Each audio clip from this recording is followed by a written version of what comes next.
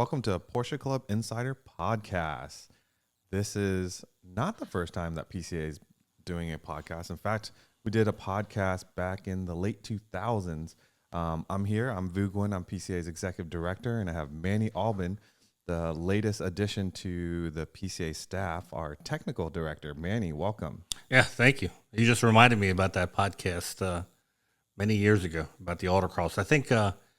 I think we're before our time. Podcasts weren't that popular as they are now, and maybe not as easy to get to as it is now. Yeah, what we did was we recorded, I think it was a podcast on autocrossing and maybe DE, and we actually just hosted it on our website as opposed to today's podcast where you host it where people can download from various streaming podcast services, right? Yeah, exactly. It was. I remember getting a lot of feedback from it, so people must have found it. It was a great episode, and that's the whole idea of coming back to podcasts. Obviously, podcasts nowadays are much more popular, all sorts of topics. You can learn a lot. And, we're committed to doing the podcast again. And hopefully this is a new avenue or bringing back an avenue that we can give members as well as non-members some information, some inside information on what's going on with Porsche as well as with PCA.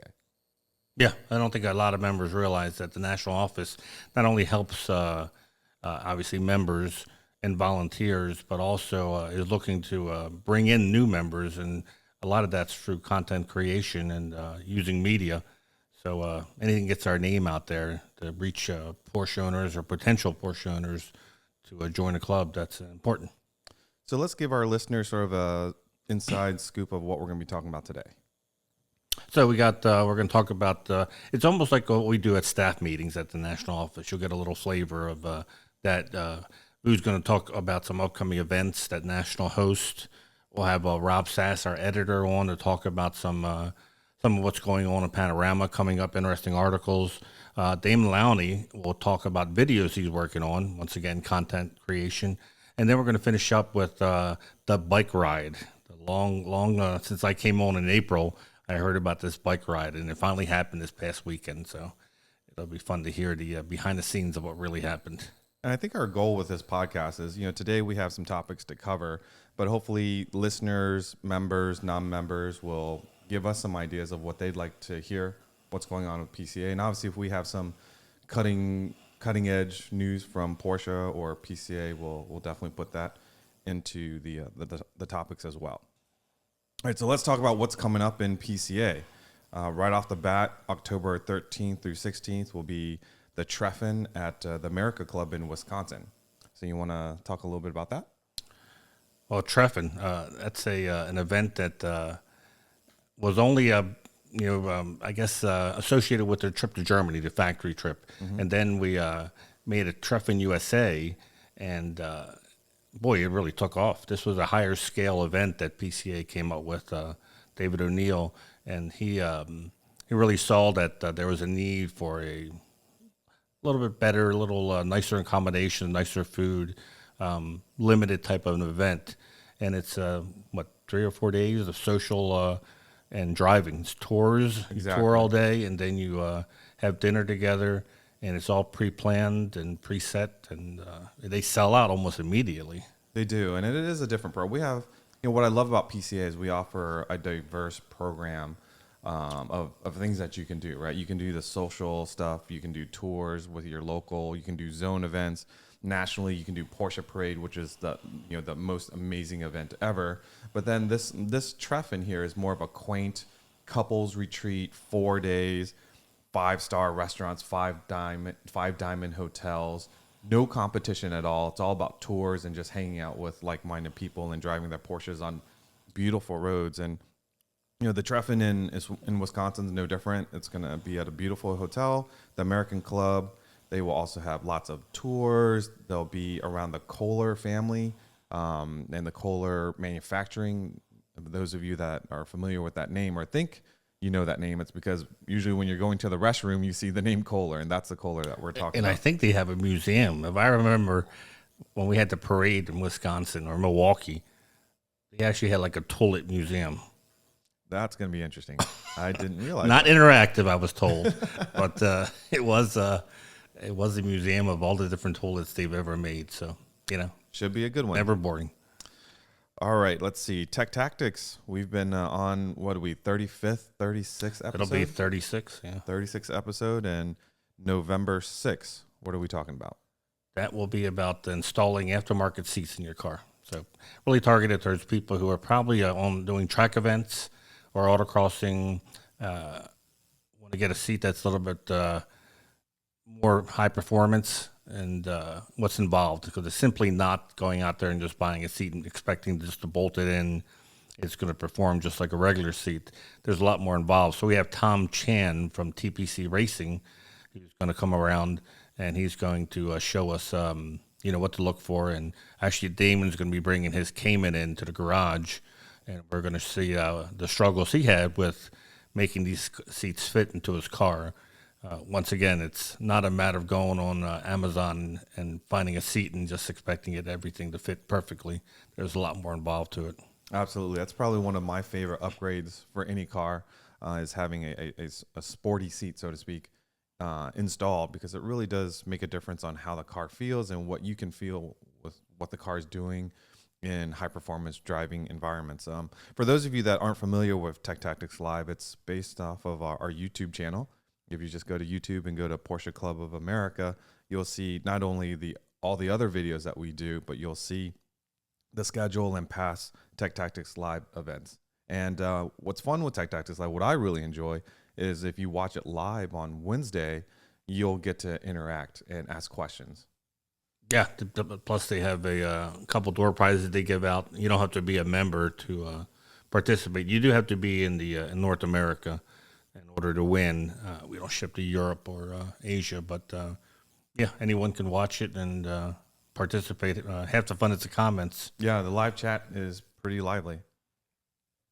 Next up in November 14th, we have a new event called Unstock. Yeah, it's spelled like unstock, but it's I guess a word that you created, or your wife, I think. Right? I think I can give my wife that crown there. And the whole idea behind Unstock was, I think wrongly so, a lot of people think that PCA only treasures completely stock vehicles. Certainly we treasure cars that are stock, but that's not the only cars that we treasure. And I come from a background where I modified everything from my skateboard to my bicycle. Everything that I had has been modified. So when I got into the Porsche world, it was kind of different to see not as many modified Porsches. But fast forward to today, especially in the Southern California area, you certainly see a lot of modified Porsches. In the past decade or so, you've heard about the R group type of cars that are modified, and people, at the end of the day, it's your car, enjoy it, do what you want to it. But we haven't really celebrated that, right? So Unstock is going to be an event in Huntington Beach at the Gunther Works headquarters, where we will put a spotlight on modified cars. Yeah, I'm looking forward to it because I love an original car. I mean, a row of straight Boxsters, all stock, isn't as exciting as a row of modified Boxsters, because you get to see how the owners individualize each one of them. I mean, Porsche is into it as well. Their whole exclusive program is basically factory modifications done by Porsche.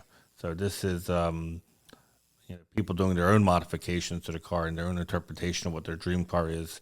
But it's going to be it's going to be exciting to come watch, and I think it's free, right, to watch? Yeah, it's going to be free to come check out all the cars. There will be a registration for those that want to show their cars, and if you want to show your car, you actually have to submit the modifications you've done to the car, list them out, and send some pictures. So that way, we make sure that it is indeed a visible modification. If you change your shift knob and changed something small that's, I don't want to say insignificant, but we want cars that, you can see the personality but when you walk up to it. And it's being held at Gunther Works, their headquarters, I guess. Absolutely. I've never been out there. I know you have. That's going to be cool in itself. I guess they're going to open their doors so you can see. Yeah, so if you haven't seen a Gunther Works car, you haven't been to Gunther Works headquarters, it's pretty amazing. The cars obviously will be out there. We're not sure with the with COVID restrictions and such how much you'll be able to go into the headquarters to see their operations, but surely they'll bring stuff out. We're going to have, not only their cars, but we're going to reach out to the other shops in Southern California. We're hoping to meet with some car builders at SEMA and invite them to bring their cars to the event as well. So it's going to be exciting. It's going to be completely different from anything that we've done before. We're going to have a DJ. It's going to be later in the day. It's just come for those that are not showing a car. They can just roll up, park in. It's sort of in an industrial park. You can just park on the side roads. It's on a Sunday, so there shouldn't be any problems parking. Just walk up, enjoy the show. We'll have food trucks and hang out for a couple hours. Yeah, and you'll see it promoted within PCA, or you can just Google, I guess, Unstock PCA. That's right. Unstock, as we're pronouncing it. Yeah, and you can always check Tuesday evenings on eBreak News. We'll have announcements there, or just check pca.org for more information. And eBreak News, for listeners who aren't PCA members, that's a electronic newsletter that Damon does, and it comes out Tuesday night into Wednesday, and it's every week, and it's all Porsche PCA content related, and it's where you find all the promoted events, especially national events. Yeah, and what I've always said, the whole reason why eBreak exists is so that you can get all of what's going on in the Porsche world, in the PCA world, and be ready for Cars and Coffee on Saturday, and make sure that you know what's going on, because it's almost like if you missed the game and then you go to your buddy's house and they talk about the game. Yeah, exactly. If you don't have the inside information, you feel left out. So we make sure you know what's going on by emailing you eBreak News. So the last event in November for us nationally would be the LA Auto Show. That's still a question mark, I guess, right? Because normally we would have the member breakfast, which sells out within minutes, where PCA members are invited to the LA Auto Show before the doors open, which you don't realize how special that is until you've been there after the doors open and realize it's a sea of humanity. But I'm not sure if they're going to have that this time, are they? So the latest information I have is all is moving forward. In fact, they are looking forward to bringing some new cars that will be unveiled to the world. And we are still planning to have a member breakfast there. Again, just stay tuned with eBreak News as well as the PCA website. We'll make sure we let everyone know how to register. It's not expensive to do, but it's a great opportunity to walk the Porsche display floor before the world gets there, meaning they will have the cars unlocked. You can sit in them. You can meet with the product specialists. You'll get presentations from folks from Germany or from Atlanta, and it's also a nice breakfast. And then once you're done touring the Porsche booth, it also allows you to visit the rest of the show. Yeah, it's worth it just for that hour where you can get in all these Porsches that they're all open, and they have the Porsche people there to answer questions. And you can tell when the doors are going to open to the public because the employees go around very quietly and start locking all the doors of the Porsches. Yeah. And then you see the breakfast rolled back behind the curtains, and then the rest of humanity comes in, and it becomes a whole different atmosphere. So, yeah, if you can get a ticket to that member breakfast, that's the place to be. And that also sells out pretty quickly. I wouldn't say it sells out within minutes, but it sells out pretty quickly. So make sure you stay on top of when the tickets go on sale, and we do it through, I believe, Motorsports Reg. Let's see. We have a couple of guests here. We have Rob Sass, Damon Lowney, and Gregory Brown. So let's bring Rob Sass, our Panorama editor, to the table and talk about what's coming up in Pano. I think we're going to shame him a little bit because Rob showed up yesterday. We had known he was doing this, that he was buying a Rob loves other mark cars, which is fine. We all love other cars. We've all made mistakes in life. But he gets spoiled by the German efficiency, and so he went to an English car with an American engine. What could go wrong with that? I mean, Carroll Shelby did it right with the Cobra, and so he got a TVR, which we found out actually stood for Trevor Wilkinson. Is that right, Rob? Yes, as far as you know. So you got to love a car named after the first name of the guy who founded the company. Like that never happens. No, wish his name was Bob. It would have been so much more cool. Well, I've always been intrigued by TVRs. I mean, like you said, it's sort of like the formula of what Cobra and other cars where it's like, British or chassis built somewhere else and then takes a quote unquote reliable American engine and maybe suspension and put it together and then comes out with a very unique car. But seeing this TVR in person, it was interesting. It's interesting. Definitely handmade. Definitely handmade. Definitely handmade. Borderline homemade, but I think it's the R&D was still in the works. He showed up to the office, the PCA office, and I jokingly said to the people inside the office, I said, "Let's go look at the car before it breaks down," as a joke because it was an English car. And sure enough, we got out there, and I could smell antifreeze, but I didn't want to say anything. But someone else noticed it dripping. So fortunately, because the car is so easy to work on, we saw right away that the belt had cut into the hose. I think by design, maybe. The charm of that car is, in fact, that it is pretty easy to work and figure out what's wrong with it, right? Like I don't think there's a computer in it, and it's just straight up belts and, fix everything with a set of pliers or crescent. But you could go to the auto parts store and you found the hose. Yep. And you fixed it. It was just a basic coolant hose and replaced it, and off we went. And then this morning I find him in the middle of our parking lot, broken down again. But the best part is he's going to drive this car how many miles to the all-drain Concours? I don't know, like 400 miles? 400. This is where I will give Rob big time props. This man will climb into any car, any condition, and drive unknown miles and be perfectly stress-free. Like, I would be stressed driving his TVR just home 10 minutes. He will drive that thing to Audrain and just smile and smile and smile until it breaks. Is your left hand you on? call a flatbed, they pick it up, Which he has. they bring it someplace, they fix it. A week later, they call you. You fly there, you pick it up, you drive it. Or We not. all do that. He understands Plan B very well. Exactly. And in fact, when what was it, your 914, when you drove it down to Amelia, it drove like a dream, but you had just gotten that car, climbed into it, drove to Amelia, and I believe on the way back, your 914 decided that it would take a vacation. No fault of the 914s, really. Most of the fuel lines were original, and they don't really like ethanol very much. And that's kind of what happened is they kind of melted from the inside out. It didn't catch fire, did it? It did not catch fire. Oh, no. Yeah. And again, he's just, that's what I love about Rob is he doesn't even think about the potential consequences. He just gets in and drives. Like, I look at his car and I go, this could happen, this could happen, this could happen. But I don't think you think that way. And that, kudos to you. I Because had a Halon fire extinguisher with me.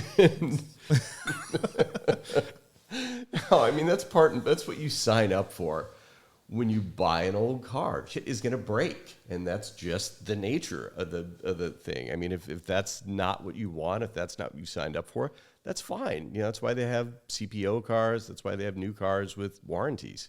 And that's one of the things that we'll probably do. We want to do a Tech Tactics Live about why you don't want to own an air-cooled Porsche, which I know is heresy. And as you say, they'll be coming out with pitchforks. But the reality is a lot of people who ask me, and I'm sure you get asked this all the time about air-cooled cars, it's from people who have never owned an air-cooled car, and their first Porsche is a 991 or a 718 Boxster, and they want to jump into the air-cooled. And 30 years old, the newest one, a little bit less, but nonetheless, it's an old car. And no matter, even though it's a Porsche and it's German, things are going to break on it or not work as well. Things are not going to work properly in the first place. And when people who are used to water-cooled 911s are used to really good HVAC. The heat is hot, the air is cold, and all of that stuff works really well. And not so much in an air-cooled car. yeah, and my first experience was when I went to do a PPI on my 87 911. I had come from, Mustangs and cars with tons of torque and all that stuff. And kind of when I met my hero in doing this PPI for my 87, I remember just like right off the start, just first gear, second gear, like it was not that fast. And I was kind of disappointed. Like, here's my hero car I'm about to buy. And the V6 Accord next to you is faster. Yeah. Yeah, that's kind of a buzzkill. It was, but you know, I was like already committed to the transaction with, you know, if it passes the PPI, I'm going to get it. Right. So I still bought it, but it wasn't until I bought it. My buddy in Rhode Island found the car for me, and I drove it back from Rhode Island to Maryland. And it wasn't until I was on the Jersey Turnpike in third gear and getting ready to pass somebody, and, you know, speeds above the speed limit. I won't say what it was, but that's when the car really kind of came alive, and I was like, oh, this is what it's all about. Yeah. But the simplicity of air-cooled cars, though, is a huge positive. There are a lot of things that, I mean, there is no power steering rack to leak. There is no water pump to worry about. And they're remarkably consistent in terms of what tends to fail on them. Everybody is going to replace the column switches. You know, your brights will activate themselves automatically, and it's time to replace that switch. The blower motors go. Alternators last every 30,000 miles, 40,000 miles. Midwinter, you figure out the HVAC how to get heat. Right. Yeah, or not. My favorite thing, personally, my favorite air-cooled memory, and I've had this happen in all 6 of the air-cooled 911s that I've owned, is when you get a light snow and snow accumulates around that cowl vent, that black, cowl vent, and you turn on the defroster, you turn on the blower, you get the snow globe effect. I love that when it's snowing inside your car. You just don't get that in new cars. And the other thing is, if you can figure out what all the symbols mean for the HVAC. Oh, I never have. I've owned like 5 or 6 of them. I've never figured that out. Things that slide horizontally on the dash, and you got levers to pull down by the why are there 3 of the sliders? Yeah. I played a game of don't notice anything.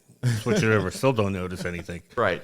But the 914, my 964 at least has climate control, and it's even though it's in Celsius, you can get a pretty good idea of where you are temperature wise. But the 914, it's but it's still either too hot or too cold. Yeah.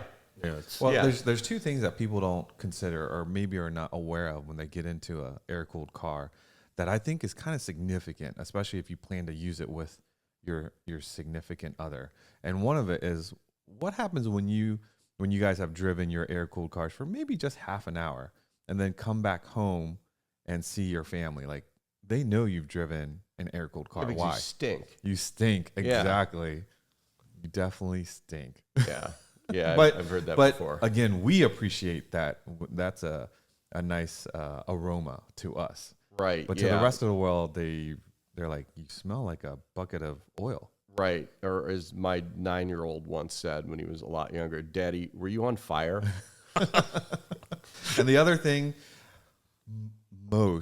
not all, but most air-cooled cars, if you have a beautiful white driveway or stone driveway and you plan to park that thing on your driveway, what's going to happen? The oil return tubes will go drip, drip, drip. Yeah. Your car will leave a mark. Yes.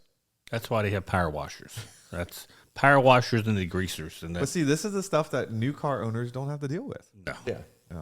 But having said all that, the experience of driving an air-cooled car is amazing because, one, you can, rev it to the moon, drive it hard, still doing, not crazy insane speeds, but you feel so connected to these cars that it's very hard. I think every generation car gets a little softer, gets a little less engaging.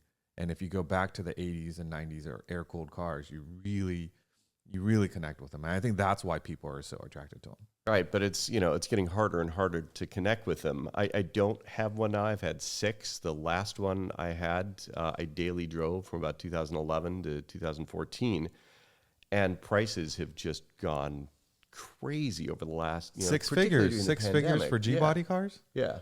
6 figures. Back in the day, the average car at a DE would be a G-body car that you could probably pick up anywhere between 20 to 30 grand. Now Right. they're six figures. Right. And six figures in a G-body car used to be, that was an MFI Carrera, or that 89 G50 coupe with no miles on it. That might have flirted with, 80 or $90,000, but now, cars are breaking six figures all the time, and they're just not that remarkable of specimens. And if you go past the 88s, 89s and go into 993 territory, especially like 993 turbo territory. I remember 5 years ago when a buddy of ours, or Mike Levitas over at TPC, bought a pristine 993 turbo for like 60 grand. And we thought that was all the money. Most recently at auction, what do we see? Gregory Brown, I think that 993 turbo went for like 205 or 210. That's insane. It is insane, because I remember when I had my last SC that I sold in 2014, there was barely a premium between a good SC and kind of a run-of-the-mill 930.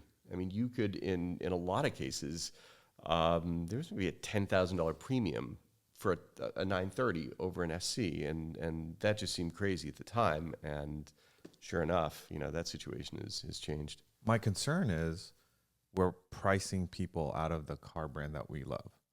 And for younger folks especially, if we want this hobby to continue and the brand passion to continue, how are these younger folks able to afford these cars? It's a scary thought. We were talking about the car that you picked in Mark Fresh today, which was, I think, it was a base 944. It was a Beautiful, nice car, nice very car. nice, very good looking car, 155,000 miles, and it was $10,000. And to me, and to both of us, in the early fall of 2021, that seemed like a really, really good deal, like a car that's not going to be in the mart very long. And the fact is, 2 years ago, That was a $5,000 that was a car. $5,000 car. Yeah. So, I mean, the entry level stuff has doubled in the last 2 years. But still, though, I mean, $10,000. Yes, it's 150,000 miles. I think those motors, if properly prepared, can probably easily get to 200. And it's not a car you buy as a daily driver, but Right. you can enjoy that for many years to get it to say 200,000 miles and have a classic car and have the Porsche, parked in the driveway. That's Oh, pretty no cool. question. I mean, if that car has a clean PPI, the miles wouldn't worry me at all. Yeah. It had new belts, new rollers, really good maintenance. It looked, in the interior and every place, it looked like a very clean car. So I'd have no reservations about the miles on that car. It's just that 2 years ago, the market would have said, yeah, with those miles, this is a $5,000 car. And that's not the case anymore. So the car that Rob's referring to is a car that I chose for Mark Fresh. If those of you that are listening aren't subscribed to eBreak News, what we do is every 2 weeks we pick three or four of our favorite Porsches that are in the PCA Mart, our own classified section, and we pick the cars and we sort of give the reason why. And that was my car this week. Yeah, it's a good one. And you can guess what color it was. Guards red with black Fuchs. I mean, couldn't get more classic than that. No, right out of 16 Candles. So let's shift gears and go over to what's going on in Panorama. Before we do that, Oh. I want to hear from Rob. What do you think is going to be at the LA Auto Show? What do you think Porsche is going to come out with? I have no idea. What do you think, Manny? Well, you talk to their press people more than we do. What do you think? They don't tell me anything, Manny. I mean, they know I've got a big mouth. He's under embargo. Yeah. He's under They embargo. came out the GTS. Right. Usually, the LA Auto Show is one of these. I forgot the term they The use. Carrera T was a couple of years ago. Yeah, that was a lot of fun. But no, I have no idea. We can speculate all day long, but But just from spy photos, what we've seen, they still haven't formally announced the Cayman RS, right? right. Yeah. So that to me, they got to be ready to release that. They got to be ready to announce. I mean, I've seen spy photos of that almost a year ago testing on the Nürburgring. So Yeah, I gotta imagine there's gonna be. I mean, Porsche is fairly predictable when they roll out their cars, right? And in terms of like turbo, and then standard, and then S, and then we're kind of at the cycle where it should be some sort of special edition 911, I would think. And then, as Manny said, we've been hearing about this GT4 RS. Right. for a year now. And the And everybody GT3 else, RS too. Not to name any other podcast, but everybody else has speculated about a new supercar. I don't think that's going to happen. I think I would think they would save that for 2023, Right, or at for least the for 75th anniversary. Exactly. Yeah. I don't know. I mean, with the whole Mission R, I mean, there hasn't been many venues for them because of all the cancellations due to COVID of big shows. LA Auto Show is kind of like it for a while. So will they fly that Mission R car out? The one they debuted, the That's supposedly Cayman. Yeah, Cayman based. I would think that would be there. I would think so. Yeah, that makes sense. I would definitely. I'm sure they would love to show that off. But what's coming up, and it's already been seen in several places, so it's not something secret anymore, obviously. Yeah. But yeah, the supercar, that's the big talk. But I would think with 2023 being the 75th anniversary of Porsche, that they would hold off until then. Because I don't think who else is coming out with a supercar this year. There's no talk of any of the big manufacturers that I know of coming out. So, yeah. Anyways, it'll be interesting. It's always interesting at the LA Auto Show to see what they. Well, you and Damon will be debut. there for the press day on Wednesday, so hopefully you'll get an early scoop for us, and then we will be there on Friday with the early breakfast group, and if we're lucky, maybe in between that Thursday, if we can get some early access. Mark Harston, we're talking to you here. If we can get some early access and do some videos on the floor there. Now, what we normally do is with LA Auto Show is we have the breakfast on Friday, but then that leads into Tech Tactics West at the training center out there. But unfortunately, we're not able to do that this year due to COVID restraints and stuff. Or COVID restrictions. So hopefully we can do something like that on Thursday and have like one-on-one with a product specialist on the floor of the show. Right. And in media days, they are always fun. There's always something weird that shows up. Like 3 or 4 years ago, it was the flying car. 5 years ago, it was something called the Uabian Puma. If you haven't seen this car, Google it. Every automotive journalist there called it out as being the most hideous thing they've ever seen, and the maker of the car sued them all. It was, Great. Well, yeah. don't say anything more because we don't get sued. So you'll buy it in about 10 years. We'll see it. Bring a trailer. I have no idea where this car is today. Anyway, but in terms of what's coming up in Panorama, anybody who's talked to me about sort of what the editorial philosophy of the magazine is knows that I'm really a fan of stories that are more experiential. I mean, it's fun to go shoot a giant collection, particularly one that nobody's ever seen. The White collection a few years ago was great. But for the most part, shooting cars behind velvet ropes is not what we want to do. So we've got a story that's coming up about a person who's got kind of a macabre collecting focus. He's really fascinated by the Widowmakers, the cars that have kind of an evil reputation of being tough to master and unforgiving. So at a private track in the Netherlands, we're going to go drive an early 930 from 1975, a Carrera GT, and a 996 GT2, and see just how badly these cars really want to kill the drivers. So that should be interesting. It should be a lot of fun. It's a story that we've had in the works for a while. We're also going to cover an event called the Rebel Rally. It's a hardcore, all-women's off-road navigation rally. The team that we're covering is going to be driving an E1 Cayenne Turbo S in this 8-day, no GPS event that involves compass headings, hidden checkpoints, time and distance. The scenery, the stories, and the photography, I think, are going to be just absolutely bonkers. And at this point, who doesn't love an E1 Cayenne? I know I love my E1 Cayenne. Absolutely. I love mine. So where's that rally at? It's all over the Western United States, and Okay. it takes place in 9 days. So speaking of the E1 Cayenne, that was never, I don't think it was never produced and destined to be a classic, but the E1 Cayenne has now officially entered Porsche Classics parts book.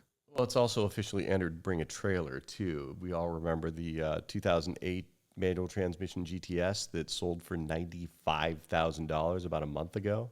Oh, I just don't get that. I mean, I've driven a manual Cayenne and it is interesting.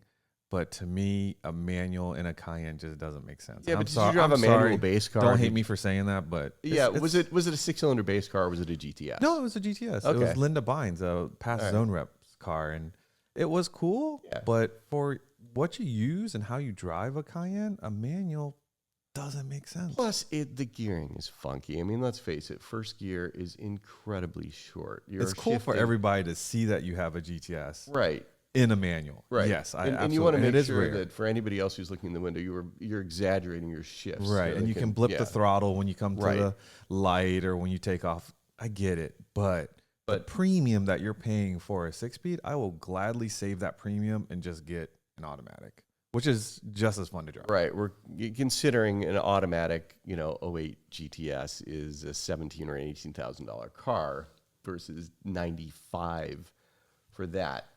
Yeah, but That's you know, what? and that's a pretty stout motor. yeah. They haven't had any. They've had issues with the coolant pipes and some other things, but the motor itself doesn't have any IMS issues or leakage problems. It's no, they're they're- pretty stout engine. I've never added any oil to mine in between changes. It's almost eerie. It's Are you checking?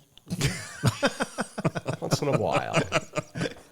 I mean, I've added waits for the light to come on. maybe a quarter of a quart in between. I mean, it's really Yeah, eerie. they're. I think. What does yours have, Vu? How many miles? So I'm on 136,000 miles, and there are we have a what to look for when buying a Cayenne video, I believe, and there's only a handful of things from the drive shaft coupler or whatever that Yeah. you need to that wears out. You obviously coolant pipes, as Manny mentioned, coil packs. For some reason, coil packs in a Cayenne just go for no reason, and there's. If you have air suspension, maybe could be an issue. The keyless entry system gets wonky occasionally. But other than that, it's been a fantastic vehicle, and it's the Porsche that we use the most, and it's fun to drive highway or on occasion. If it's the only car that we have at, say, Porsche Parade, we'll go out and flog it at the autocross, and it'll do quite well. Yeah, only the occasional, when you're driving it around town and driving it hard, I've seen single-digit fuel economy. Yes, you do need to understand that it is not the most efficient in terms of Right. gas. I mean, you're getting, on average, 15 miles to the gallon. Right. If you live on the West Coast where premium fuel is $5 a gallon or more, those, $150 fill-ups are going to get old. But that's really about it. Yep.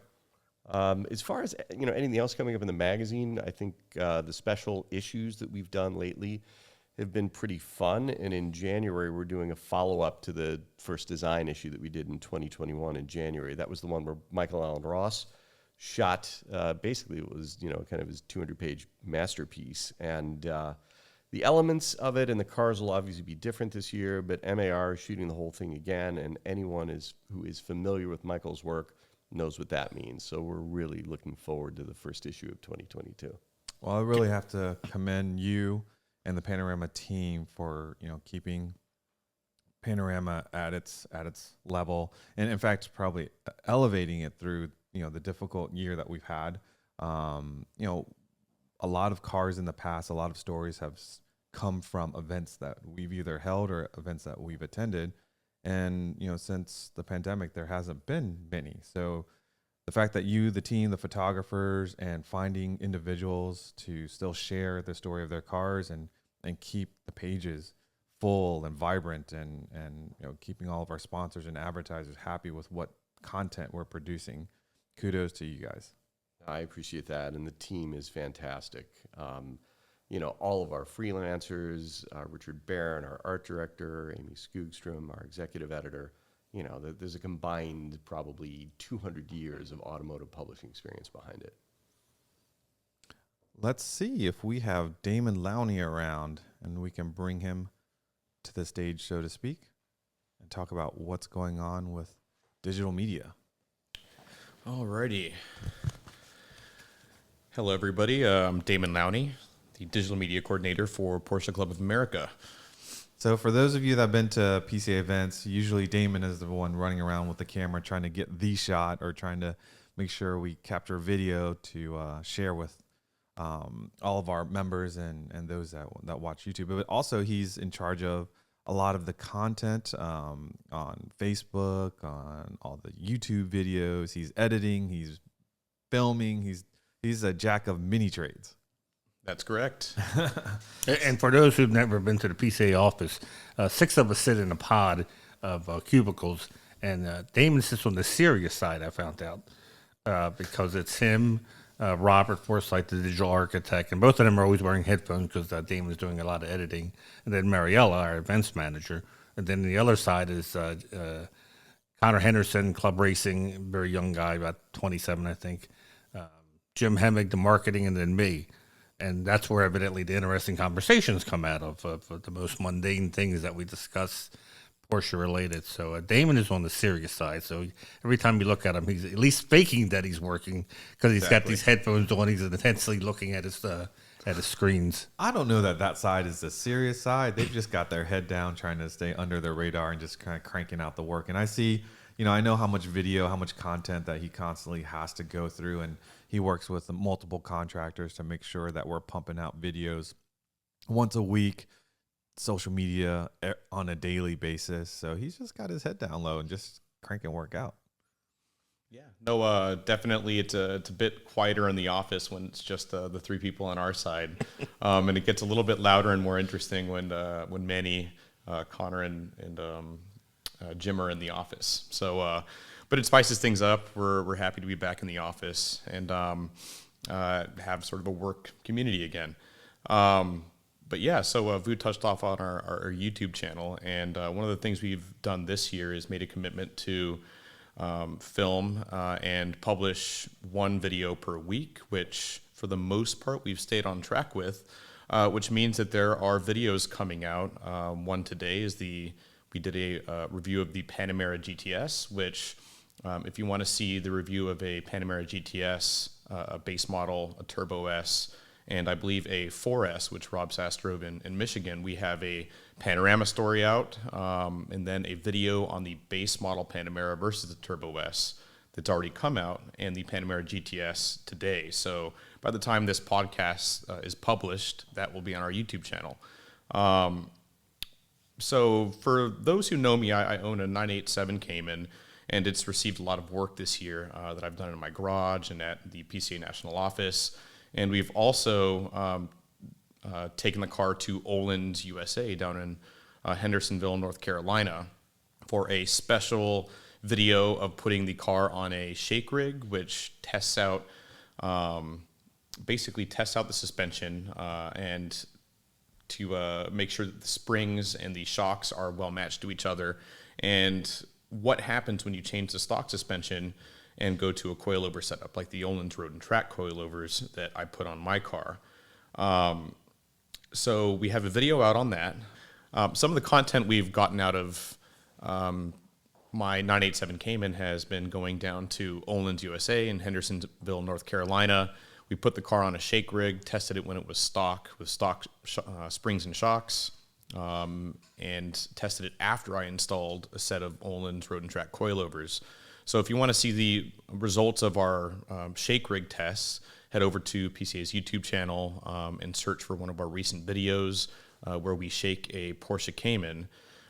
We've also gotten another video out of that. I was filming myself when I installed the coilovers, and that video should be published early October, so potentially around when this podcast is hitting the air, you'll be able to watch that video.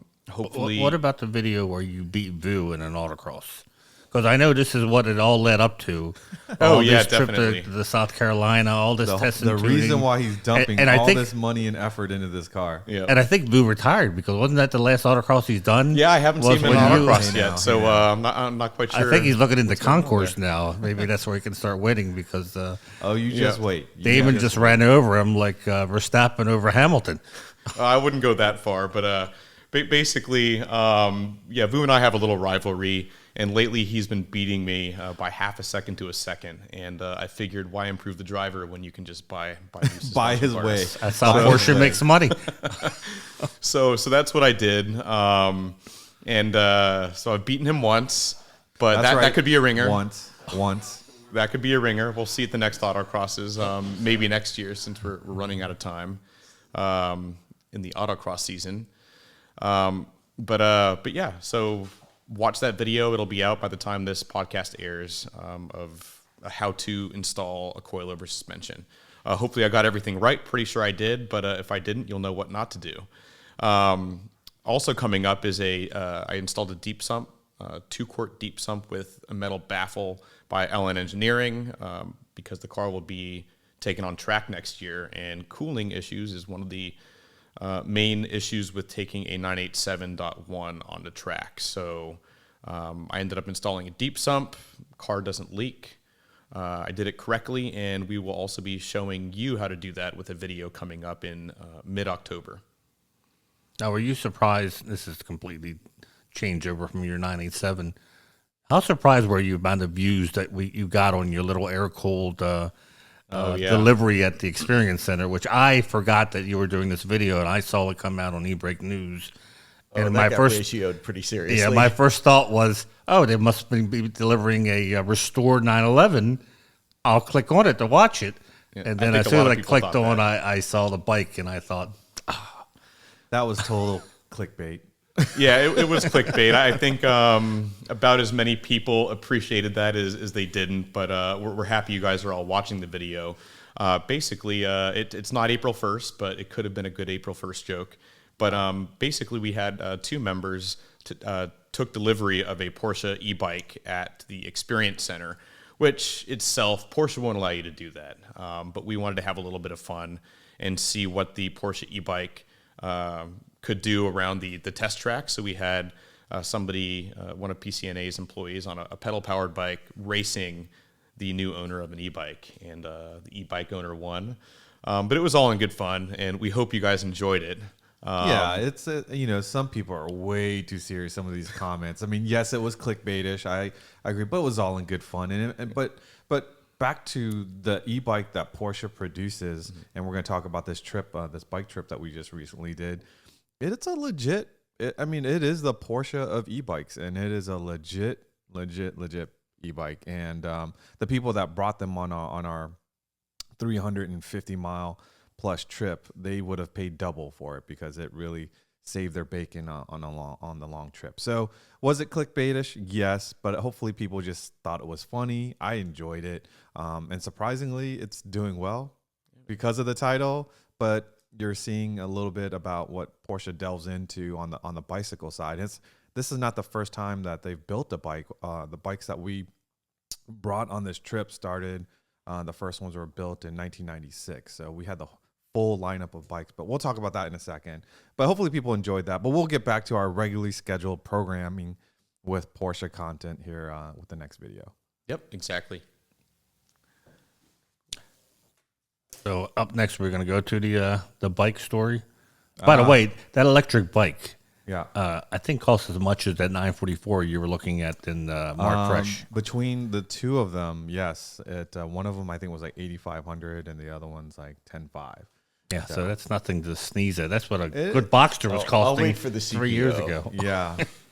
Yeah, but I think e-bikes in general are, thousands of dollars. You definitely have to. I think it's a good alternative. If you don't want to train for something, buy one of these e-bikes, right? I'm not going to call out the person that brought their bike on this trip, but it definitely helped them because they didn't train as hard as others, and they made it, like I said, 350, 360 miles, just like the rest of us, and they were in good spirits. Yep. Gregory Brown, Hey. longtime PCA member, longtime friend of mine. Thanks for joining us.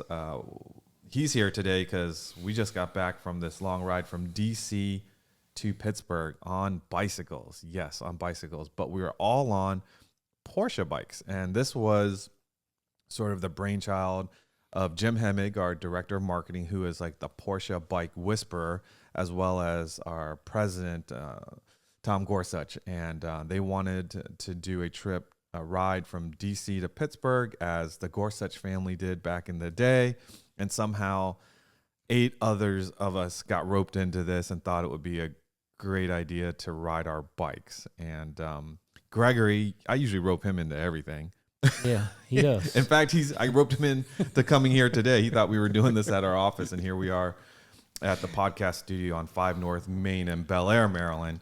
And we're happy to have you, and just want to get your thoughts on what you thought the trip was like. Was it what you expected? Absolutely not. Okay, first start off. He didn't realize it was 6 days. He thought it was 5. But what's 5 versus 6? What's the difference? What's the difference? 60 Especially miles. when you're biking, 60, 70 miles a day? Absolutely. So the trip in itself was fantastic, to say the least. That was not what I was expecting. And so I kind of whispered in Vu's ear. I said, day 3, I'm probably going to turn into a monster, thinking, again, that it was going to be 5 days, not 6 days. So what it turned out to be was a great group of people who turned into friends that had an experience, one adventure that is a lifelong, something you'll remember for the rest of your life. Kind of like the Titanic. Absolutely. Absolutely. You nailed it. Now, we didn't go into this, haphazardly, right? We talked about this, I think, in March or April. And for those of you that cycle and use the app called Strava, we've been training for this and trying to ride 20 miles, 30 miles, 40 miles, and we challenge each other. And we've been doing this all year. So most of us, we felt like we could do this, but you don't really know until you're actually doing it. Yep. And we started with 10 people in DC, and we finished with 10 people in Pittsburgh, which to me is amazing. And Gregory knew most of the people, not everybody. This was not a PCA event, but it was mostly it was all PCA members. As I said, Jim Hemmig, he's the Porsche bike whisperer, but he's also like a Porsche bike planning guru as well. So we just really kind of followed Jim along. You couldn't really get lost. You just make sure the canal's on your right for the CNO and follow the train tracks when you're on the Great Allegheny Passage. But, that trip threw everything at us in terms of, we had hot days, we had cold days, we had rain. We had hills, and we had mosquitoes, and we didn't stay at the most luxurious places. We wanted to do it on the cheap as well. And when you're that tired, does it really matter that you're in a hotel that's 4 stars or whatever? It doesn't. In fact, I don't think we were. But you want at least 1 star. I don't even think some of the places didn't even get a star. I mean, Interesting enough, the idea was thrown out. They asked whether or not we wanted to camp as well. Heck no. And so that was shot down quickly. Yeah. But there are people, as we could see, that were traveling that actually camped out. And so to Vu's point, there's no way that I would have done that. Yeah. They never saw the Blair Witch Project, did they? Obviously Filmed not. in Maryland, I think. Well, so when you're riding along for 60 miles a day, most of the time we were not grouped as 10 riders right next to each other.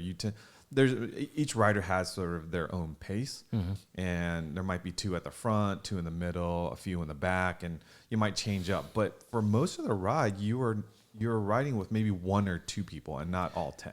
Yeah, I think that what we figured out day 2 is people kind of started to get into their groove, whereas they knew the pace that they wanted to go at, and they were kind of comfortable with who they were riding with.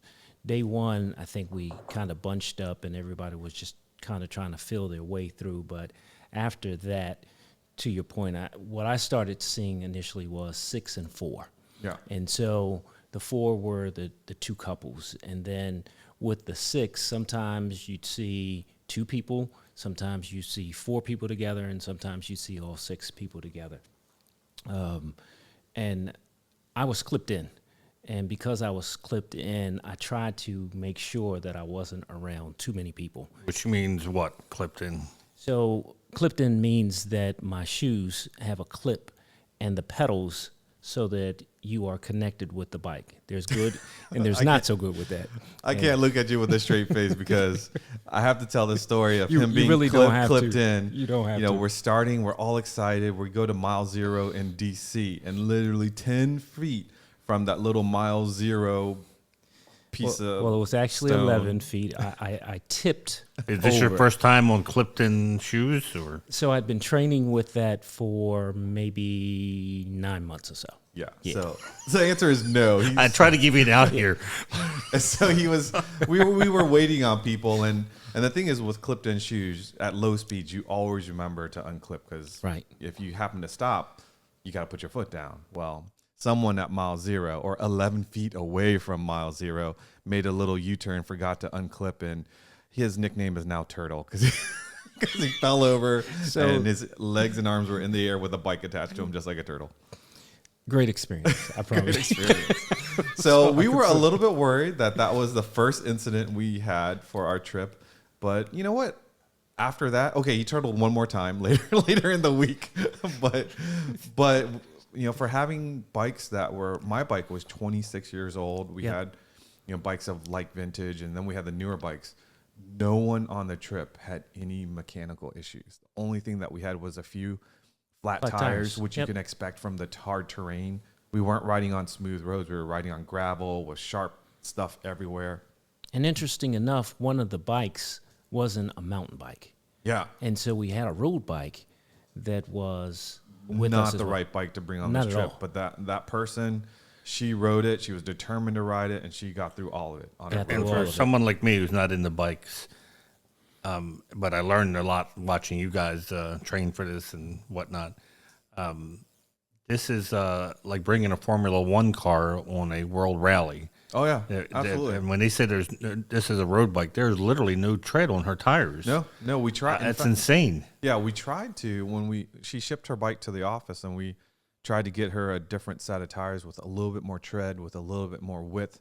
But because the way the bike was designed as a road bike, we literally could only it's a 723C tire that it comes with, and the largest that we could put on there was a 25, which is almost visually you can't even tell, and it also had very little tread. So think about gravel, dirt, mud. That's the kind of conditions we were riding in, and she was doing it in the road bike. I bet you there's probably a handful of people that have ever done the C&O Canal and the Gap on a road bike. And it was extremely inspiring to me, because the way that I thought about it is wow, if she can do that on that bike, I have no excuses That's whatsoever. right. No excuses. No And excuses. she had an out because I have a standard mountain bike, Porsche mountain bike that she could have taken, but she was determined to ride. I thought her out was the fact that her husband was driving the electric bike.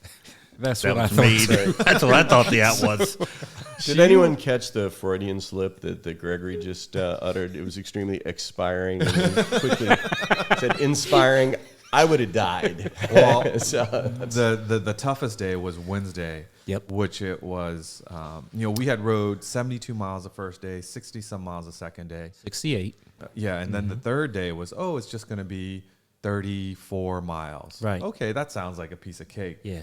But it was 30. Well, I think it was 30 miles of uphill. They'll say officially. 34. yeah, right. Officially, it was only 20 some miles of uphill, but it was tough. Right. That would have been extremely expiring. Yeah, and then it was also cold and rainy. And rainy. Yeah. And yeah. And speaking to that, she did it on a road bike. And so the funny thing about Wednesday was it looked like that hill would never end. Yeah. I mean, so you go around a curve to your left thinking that you would at least get a break or something, and the road would Not be. a single break. So I was following this on the Strava. Strava, yeah. Strava, and Cindy would send me a link every morning so I could follow it on her on GPS, and they were getting close to the Paw Paw Tunnel, Oh, which is haunted. yes. And we all know Vu does not do well with anything that's reportedly haunted. Who does well with haunted things? I don't get that. You don't do well with You haunted. ever watched a movie? White people, they love to go inside. Everyone else just says, "We're out of here." So, We'll get to the haunted room as well after oh, that. well, so I saw the Paw Paw Tunnel coming up, and I even texted him with the link to remind him that this is a really haunted tunnel. And But and in it my wasn't- head, I think they're all together. I'm thinking you guys, because you got your little radios in your helmet, and I Yeah. figured you're like a Peloton going together. Not that you've broken up into sometimes by yourself. Right. So then suddenly on the GPS, I start to see the squiggly line avoiding the Paw Paw Tunnel, and I'm like, oh my God. He's making them take a detour so they don't have to go over through the Paw Paw Tunnel. In fact, I called the county and had them start demolition. Construction. Not until after the ride that he texted and said they had to take a detour over the mountain. That was going to be a That highlight. text is coming from inside the tunnel. So that was one of the highlights that Jim was really looking forward to taking us through. It's the tunnel.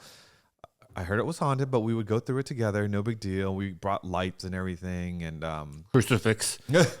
garlic and whatever I needed to Holy bring. water. That's and, right. once we got there, it was closed, and the detour was probably more scary than going through the tunnel. I mean, Yeah. this Oof. detour was A I mile don't know and a half. percent great it was, but Because you're following a railroad trail, Yeah, right? yeah. So it's pretty level. So they dug through the mountain for the train to go through. correct. There's a reason why there's a tunnel Yeah, there because exactly. that hill is high. Yeah. And so now we're going around this detour that just is a narrow path, lots of rocks. Yep. You could ride up it maybe a quarter of the way, maybe a little bit more.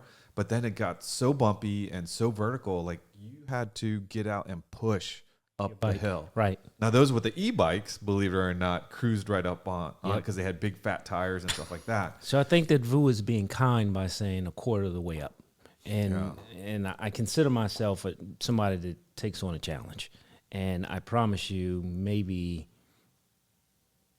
15, 20 feet tops, and then I had to stop Yeah. and start pushing. And so As in walking the bike and pushing it up there. And how much time did you guys spend crossing this mountain? Oh, that was at least it varied.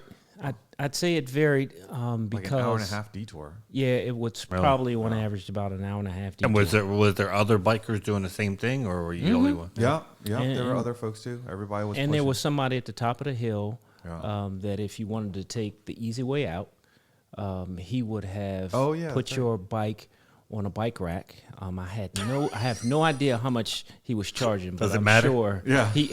and so another priceless, and I wish I would have taken that. Yeah. Yeah. Well, so there is like this cottage industry where people support everyone that's on these trails, and one is of course planning the trip, but then there's people that take our bags from hotel to hotel. But then this gentleman at the Paw Paw detour, he had like this Camry with a bike rack on the back, and instead of you climbing that detour, he would put up and drive you up to the top of the mountain. Yep. That was his So business. there was a road to go up. It wasn't just. I had envisioned this like barely makeshift trail to Well, cross over. there's a road to the top of that detour, but you don't, as a biker, you don't want to take that road because it would take you away from the trail. Okay. Right. So to stay on the trail, you take that trail detour. And so what's interesting about that detour was Vu mentioned going up, right? But it was just as dangerous going down.